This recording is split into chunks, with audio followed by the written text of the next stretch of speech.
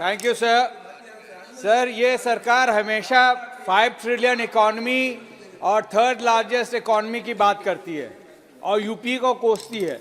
मैं एक आंकड़ा देना चाहता हूँ। 2004 में जब सरकार बनी थी तब उस वक्त हमारी इकॉनमी 709 बिलियन थी, जो 14 में 2.039 बिलियन हुई।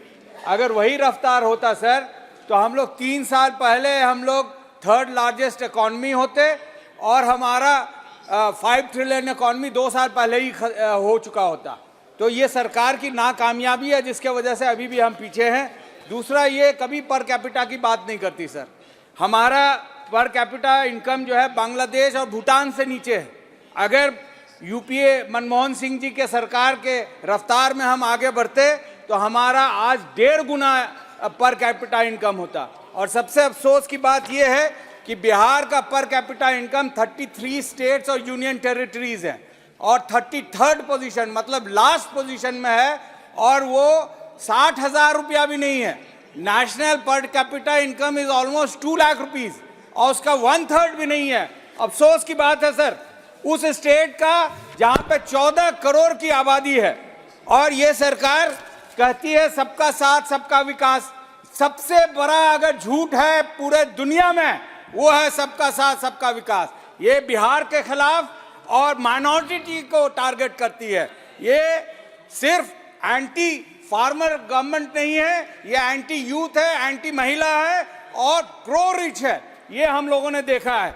और खास करके अगर आप माइनॉरिटी बजट को देखेंगे, एजुकेशनल स्कीम्स है उसको खत्म कर रही है, स्किल्स फॉर डेवलपमेंट लाइवलीहुड उसको खत्म कर रही है, हमारे वक्फ प्रॉपर्टीज पे हमला किया जा रहा है, एनक्रोच किया जा रहा है, मस्जिदें मदरसा मज़ार को डिमोलिश किया जा रहा है, क्राइम डिस्क्रिमिनेशन किया जा रहा है, इलीगल बुलडोजर चलाए जा रहे हैं। और वही नहीं, अभी हाल में देखा होगा सर, 900 साल पुराना एक सेंट का मज़ार तोड़ दिया गया, ये कह के कि एनक्रोचमेंट में है। अब बताइए, ये सरकार है 77 साल पुरानी, 900 साल पुराना स्ट्रक्चर तोड़ रहे हैं ये।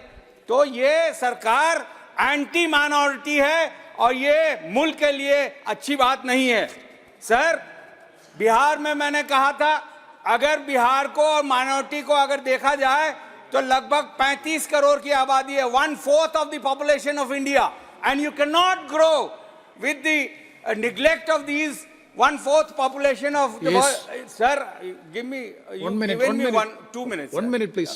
Okay, so you have to take everybody along. Sir, मैं किशनगंज के बारे में अपने कॉन्स्टिट्यूएंसी के 5 साल से लगातार एमयू के बारे में मुद्दा उठा रहा हूं। आज भी माननीय मंत्री जी को चिट्ठी लिखा, अभी तक ना तो हमको टीचिंग नॉन टीचिंग मिले ना ही फंड्स मिले। महानंदा बेसिन जिसके वजह से हजारों लोगों को इफेक्ट होता है हर साल, उसमें मेरी मांग है कि जो कोसी और मेची को लिंक किया जा रहा है इसको रोकना चाहिए। दूसरी बात यह है कि ये बोल्डर पिचिंग या कंक्रीट वॉल बनाना चाहिए और हर साल ड्रेजिंग करना चाहिए ताकि फ्लड से हमारा नुकसान ना हो। गवर्नमेंट मेडिकल कॉलेज हर डिस्ट्रिक्ट में देने की बात थी, हमारे डिस्ट्रिक्ट में नहीं दिया गया, उसको देने की ज़रूरत है। सुरजापुरी जो सबसे पिछड़ी कम्युनिटी है उसको ओबीसी लिस्ट में आना चाहिए। सर, 1/2 मिनट सर, किशनगंज और सीमांचल में जलालगढ़ रेलवे को चालू करना चाहिए और किशनगंज एरिया सीमांचल में सबसे कम अपॉर्चुनिटीज हैं जॉब की, धन्यवाद सर, उसके लिए ध्यान देनी चाहिए। बहुत बहुत शुक्रिया।